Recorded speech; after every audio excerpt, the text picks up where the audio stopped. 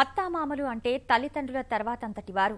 వృద్ధాప్యంలో లేవని స్థితిలో ఉంటే కంటికి రెప్పలా కాపాడాల్సింది కోడలే.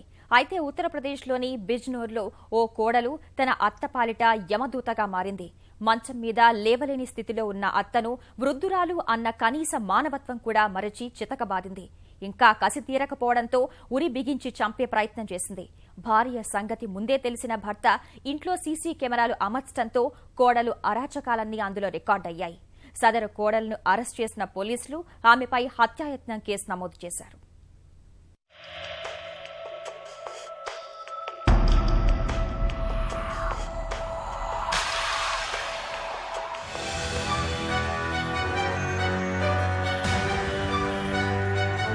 మంచం మీద లేవలేని స్థితిలో ఉన్న పండు ముసలావిడ, కొట్టడం తప్ప మరేమీ తెలియనట్లు చావబాదుతున్న మరో మహిళ. ఇక్కడ బాధితురాలు అత్త కాగా కొడుతున్న వ్యక్తి కోడలు. కోడలంటే ఇలా కూడా ఉంటుందని నిరూపించిన ఈ సంఘటన ఉత్తరప్రదేశ్లోని బిజ్నోర్లో జరిగింది.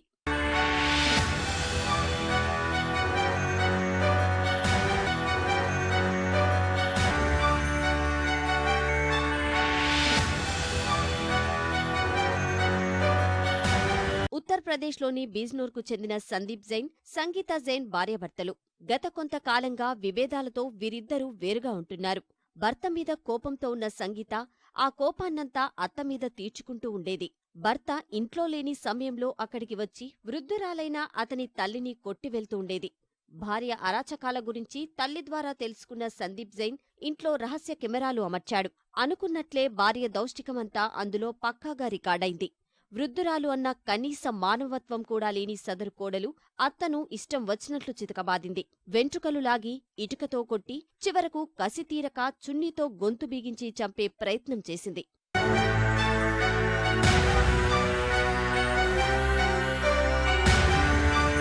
ఇదంతా చేసిన కోడలు సంగీత జైన్ తనకే పాపం తెలియదని బుకాయిస్తోంది. తప్పుడు వీడియోల ద్వారా తనను ఇబ్బంది పెట్టే ప్రయత్నం చేస్తున్నారని చెప్పుకొచ్చింది. इन्होंने नकली वीडियो फिल्म बना के हमें बर्बाद करने के लिए दिखाया है। कहाँ से पैसे लाऊं? 20 रुपए मांगने के लिए भी, जूते चप्पल के लिए भी, एक सूट के लिए भी, मैं सब्जी मांगने के लिए भी सब्जी वाले से मना कर देते थे।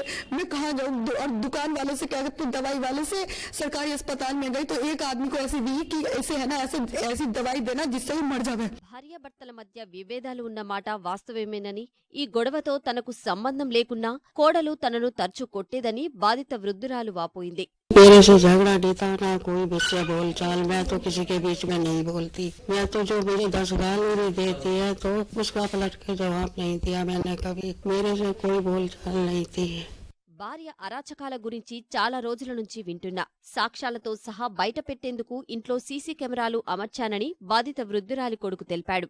अक्सर मेरी माँ बाप के साथ मारपीट करती रहती थी, गाली गलौज करती रहती थी, बहुत अभद्र व्यवहार करती थी, ईंटों से मारती थी, ईंटों पर गंदी गालियाँ देती थी। अक्सर ये वारदात होती रहती थी। मुझे ये था कि कोई ऐसी वारदात ना हो जाए कि किसी की हो जाए। जिसको मैं किस शिकायत करता था तो मेरी शिकायत सुनी नहीं जाती थी। तो मैंने बड़ी मुश्किल से 2 साल वेट करने के बाद मैंने ये सोचा कि सीसी कैमरे लगाओ, शायद कुछ उससे कमी आए काम में। అత్త పట్ల ప్రదర్శించిన దౌష్టికం సాక్ష్యాలతో సహా బయటపడడంతో పోలీసులు కోడలు సంగీత జైన్ను అరెస్టు చేసి హత్యాయత్నం కేసు నమోదు చేశారు.